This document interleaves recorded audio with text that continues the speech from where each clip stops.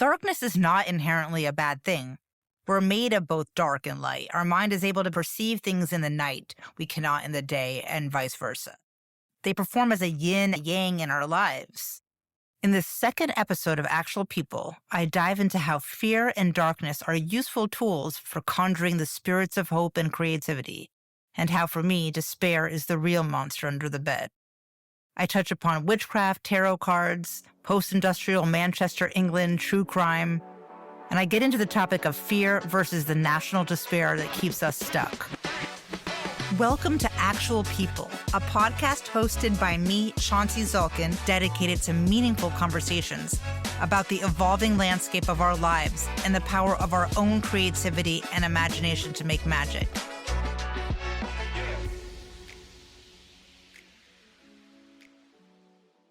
Fear can be a very positive thing when it's used the right way. When you don't let it control you, but you use it as a tool, and you stand in the face of fear by daring it to overwhelm you and say, come at me. You have to challenge it. I'm thinking about that a lot lately because the project I'm doing right now, having a podcast, is all about facing fears, pulling different levers, whatever's inside of me, and seeing what should be out there, what I might not want to have out there, but I'm putting out there anyway. This is an experiment. I'm facing my fears, and playing with fears, playing out your fears is a way of learning, is a way of transcending them. We are always drawn to explore the things that we're afraid of, that hold the most power over our imagination, things that feel forbidden or dismantle our sense of peace in order to conquer it. Darwin did an experiment where he placed a box of snakes in a room full of monkeys. Apparently, monkeys are deathly afraid of snakes, but the monkeys would come up to the box, open it up, see the snakes slithering around, slam the box shut, and scuttle away. And then another monkey would come up, do the same thing, and so on and so forth. Having morbid curiosity or any sort of fascination with danger is an evolutionary trait. It has a name. It's actually called predator inspection.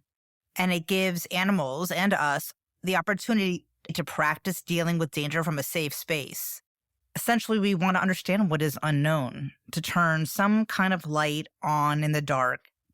And sometimes that light is just a glow, nothing harsh, maybe a halo, maybe it's candlelight to illuminate what is hidden.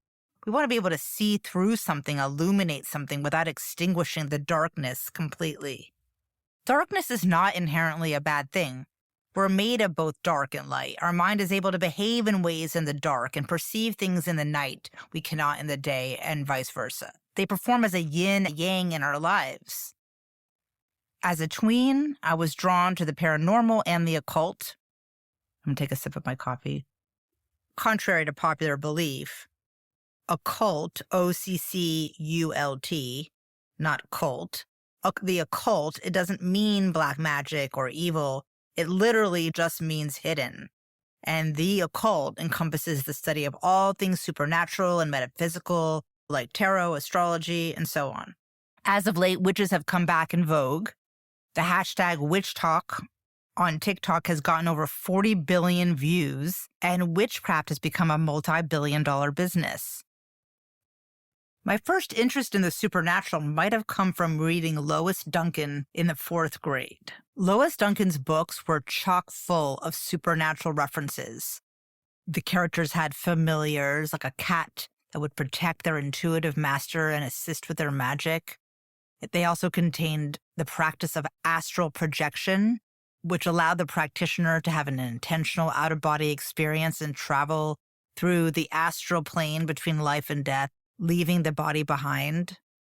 Her books sparked that desire to delve into life's mysteries at a young age, and supernatural YA has never abated in its popularity. As kids, we all played a game, especially girls. I don't know about boys, but at sleepover parties, we played a game called Light as a Feather, Stiff as a Board, where you gathered around and everybody would repeat the incantation, light as a feather, stiff as a board, light as a feather, stiff as a board, all sliding their fingers under this one little girl that was lying as straight as possible.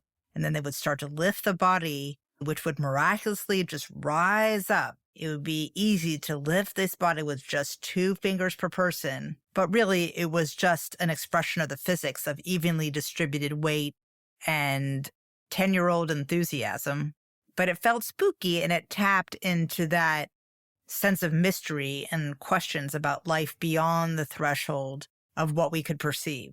Another game was Bloody Mary, seeing a spooky female figure in the mirror, an optical illusion. Then there was the Ouija board, which proves the power of focused energy. Everybody would focus on one thing, conjuring spirits from the dead. The board would move on its own. And some people believe that it calls up spirits, but science says it's the ideomotor effect. Small, unconscious motor movements that are based on somebody's expectations because of suggestibility. But still, it shows the power of what concentrated focus can do. Statista published the statistic that 68% of 18 to 29-year-olds found horror movies very or somewhat favorable. Since 1995, horror has more than doubled its market share in the US and Canada. As young kids, we are introduced to darkness in a slightly cartoonish or fantastical way. First with figures like Gargamel and the Smurfs, or the Wicked Witch, and then Harry Potter's He Who Must Not Be Named. I love He Who Must Not Be Named because it embodies fears that must not be named, ideas or things that might harm us, or ones we simply don't understand. Even good and beautiful sides of ourselves can be cloaked in darkness. Discerning what we should be afraid of and what we should embrace is part of growing up. It's part of being brave, and it's part of learning discretion and restraint. We play with fear through film and books and music, through allegory. As of late, the dark and light play out through our society's obsession with true crime. An article I read on the BBC Science website said that it's in our nature to be highly attuned to criminal misdemeanors. We instinctively want to discover the who, what, where, why, when, so we can find out what makes criminals tick to better protect ourselves and our kin. Humans are prone to negative bias and negative potency, as it's called, as a way to learn lessons. We play with darkness in the comfort of safe spaces. My mother told me when she was young she'd watch really scary movies and then crawl into bed with her mom and put her back to her so she could think about the scary movie without restraint, because her mother was there to protect her, so she could indulge these thoughts of fear. Teenagers dip their toe in the border between life and death and self-destruction pretty easily because they're in a period of testing the world around them, feeling like they're invincible. You can go on to relegate destruction to small, manageable bits of your life, or you can let the dark take over. Darkness can be mystery and discovery of hidden things, and darkness can be destruction. You don't always want to know what's behind door number 1. For me, I've always been both terrified and drawn to the topic of drug addiction and its accompanying despair and the hopelessness of it. It's so awful and so harrowing to me that, like a detective, I want to figure it out and resolve it in my mind. I tend to intellectualize things that I can't control. My mind leans towards idealism and utopia. I try to fix society in my head and make order of things. Like I think, okay, if this was like this or if this was like that, I'm trying to resolve things. And that's a lot of what my writing does. I've written a lot of speculative fiction that no one has seen, where I'm trying to create a utopian world and solve society's ills. In most of our work, we're solving some sort of problem. I have this fear of drug addiction. It might be the result of chaotic and narcissistic parents, where in some ways there was a lot of dynamic, fruitful conversations around the dinner table, juxtaposed with a lot of recklessness and self-indulgent disregard for our feelings. It was not a feeling of putting the kids first, but more like we were coming along for the ride. The addiction crises, I say crises because there are multiple that have popped up consecutively, exponentially, not just to drugs, but to social media, to extremism. If you turn on any streaming service, most of what you're going to get is something that's violent or terrifying, horrible, base. The horrors of humanity, the underbelly of society, something, super dark, obnoxious, hyperbolic levels of wealth, hyperbolic levels of violence and mayhem and murder. That is what we're watching if you look at the breakdown of what is coming out. And somebody who used to work for one of the streaming services in a conversation told me that it's really hard to find good comedy.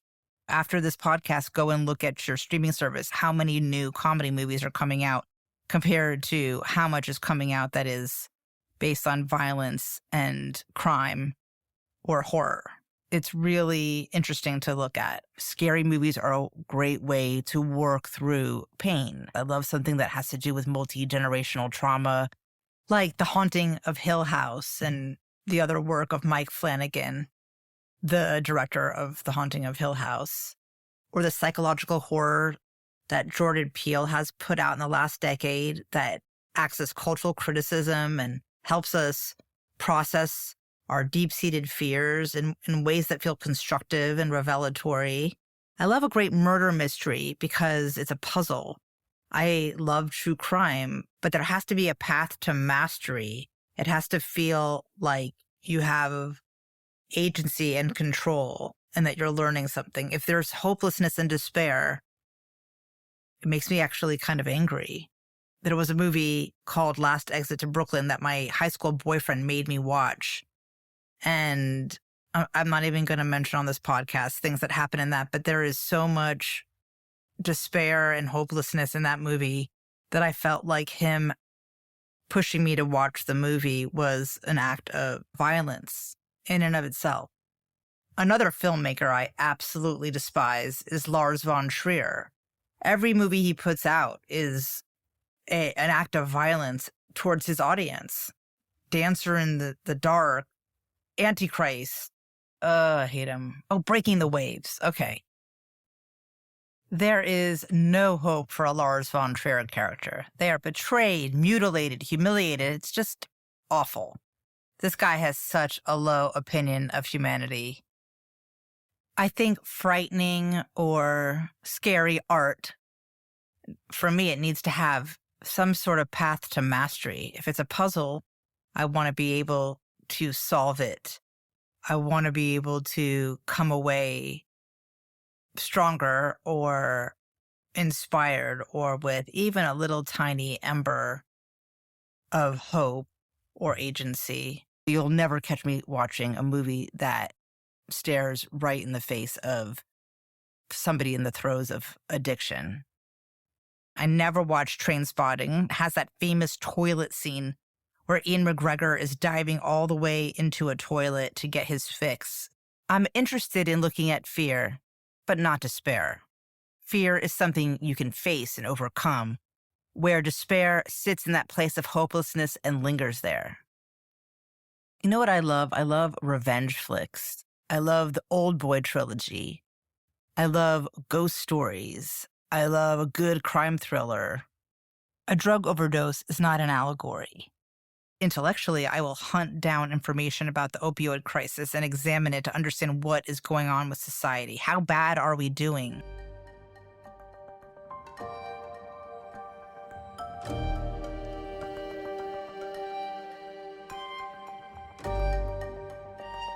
We all know there's a wound that's just festering in society. There's so much heartache and pain and alienation. The zombie movie is an exploration of the stripping away of the consciousness and the soul. And one of the ways it's been made visible is through this spiraling drug epidemic. Even when I was young, I was terrified of hard drugs. The idea of taking hard drugs is just unfathomable to me. I once ran and hid from a junkie on Fifth Avenue. For several blocks, there was this junkie just behind me by half a block. And no matter where I went, he seemed to be there. I thought he was following me and I was terrified. And I ran into this California pizza kitchen on Fifth Avenue and hid from him. I mean, my heart was pounding. I was actually scared. Maybe that terror and curiosity stems from losing my most hilarious and symbiotic friendship when I was 25 to crack. We hadn't spent real time together since midway through high school, but she's the friend that I laughed with the most, had the most inside jokes with.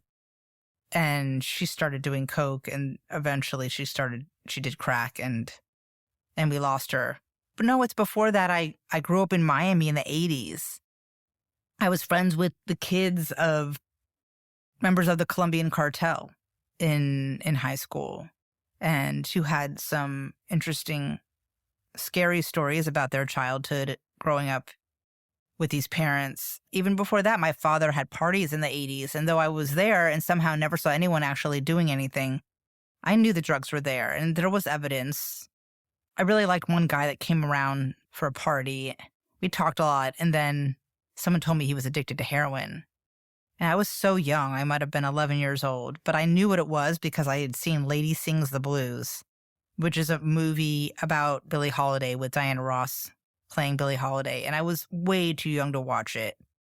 But like the Gen X stereotype, no one stopped me from watching this movie, but it completely traumatized me. I would never in a million years let my 10-year-olds watch something like that. But I just had to deal with what I'd seen, you know? And I knew this woman had a sickness, and I wanted to have no part of it. It really disturbed me. So when someone came back with a pack of cigarettes and handed them to them, I intercepted the cigarettes and I threw them into the fireplace. And I said, to try to save him from his addiction to cigarettes. I thought it was a start. And I was going to a very prim Episcopalian day school, and I had a mortal fear that my friends would find out my father smoked pot. Because my father did. He didn't do hard drugs, but he smoked pot every day, which made him not completely available for father duty. He was out of it a lot of the time, you know, in the pothead way of being out of it that people think is so funny. I never really thought it was that funny. I just remembered when I was a kid in school and sleeping in the guest room of my dad's house and finding little vials and spoons in the drawer of the guest room. I once found a really beautiful, heavy gold chainmail dress. It was a very Paco Rabanne, 80s Paco Rabanne. It conjured up this sad, chaotic glamour. I never understood why my peers thought coke was exciting and cool. It seemed like the saddest, scariest thing in the world. One of my father's girlfriends later became famous for writing The Dark Side of a Light Chaser. She was friends with Deepak Chopra. She went on Oprah. But in her 20s, she spent time shivering on the couch. My dad footed the bill to send her to rehab. In my early 20s, she found me again and handed me a stack of self-help books in case I ever decided to go her route. I left the books in her car, said I didn't want them. And I never spoke to her again. I didn't want to have anything to do with addicts or recovery. It all just freaked me out. I had such disdain for the cavalier attitude people had toward drugs since I knew what it could do. I never felt flippant about it. I felt like it came from privilege to be flippant about it.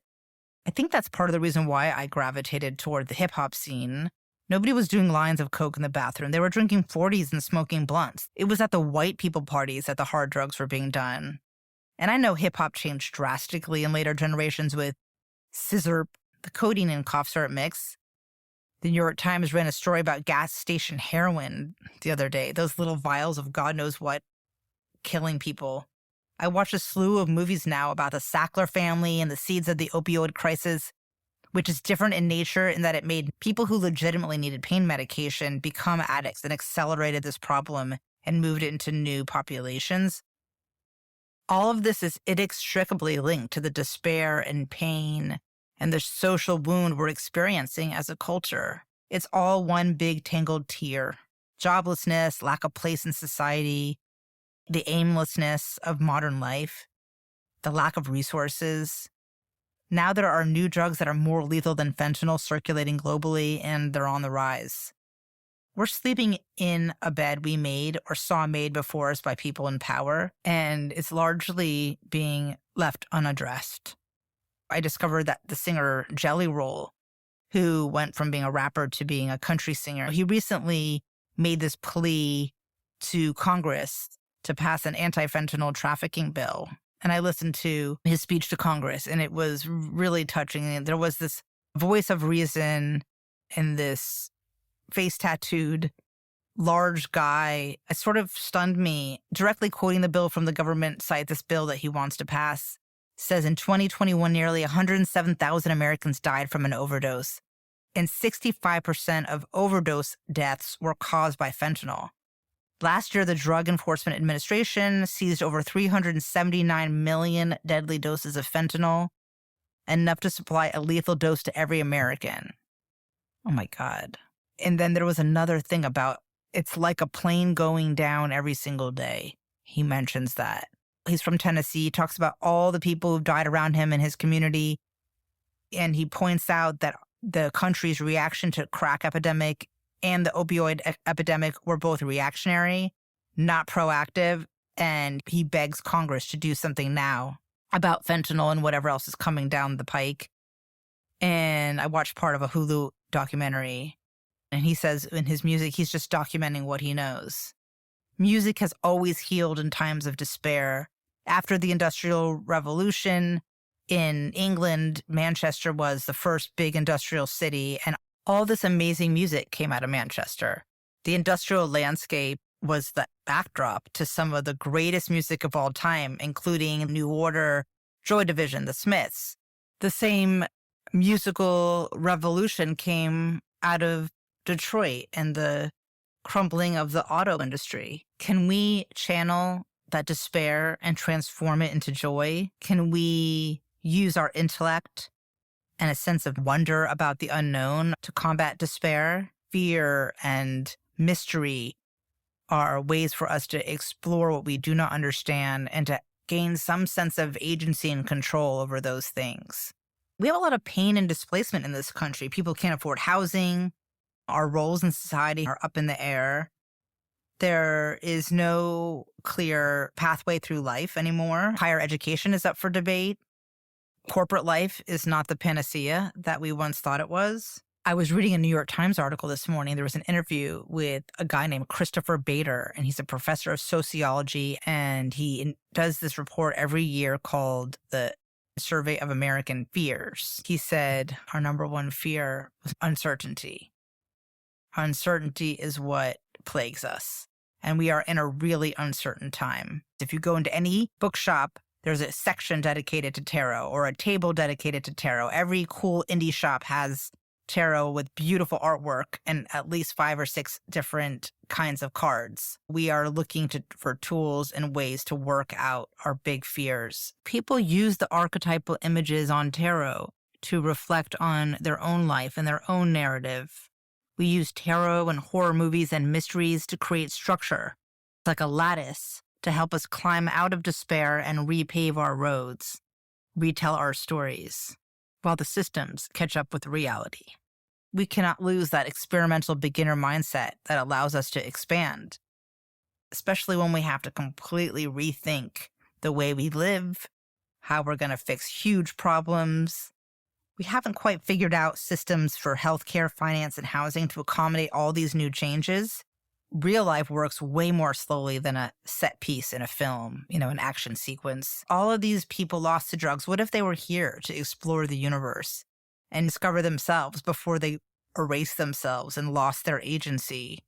What if we could stave off the zombie apocalypse? When my kids were born, I marveled at the fact that they had not been indoctrinated into anything. No conventions, no manners, no assumptions, no knowledge of celebrity or the trappings of money, no understanding of society and social norms and anxieties, yet they were completely a blank slate, and everything that they had inside of them were just unfettered by the experiential. It's all nature, and it's not yet nurture.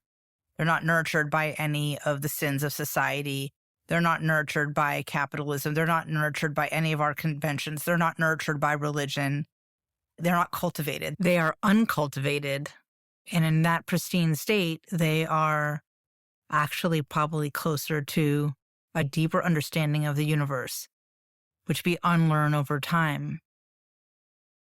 So I think it's really important to be presented with things that are scary, things that help us unlock puzzles, things that are both scientific and rational, as well as metaphysical, supernatural, and transcendental. Whenever I meditate, I picture some random dot in the universe, a floating bit of debris just there in the cosmos.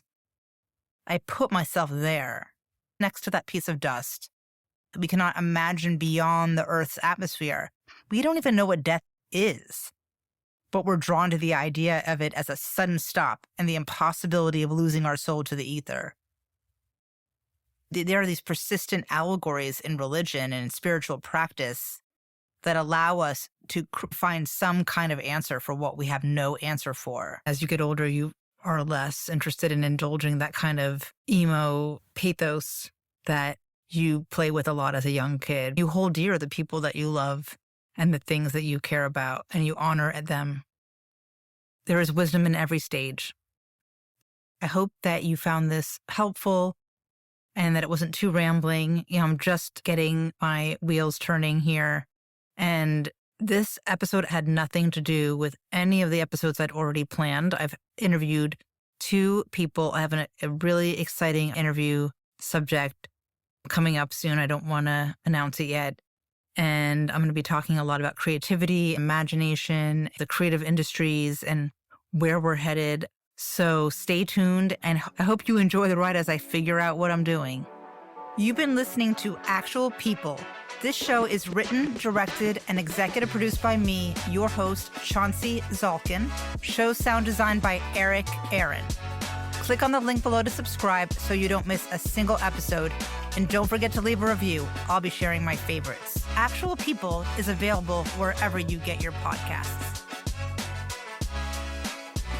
You can find our socials and all links to deeper dives into these topics at chaunceyzalkin.com and on my Substack at chaunceyzalkin.substack.com.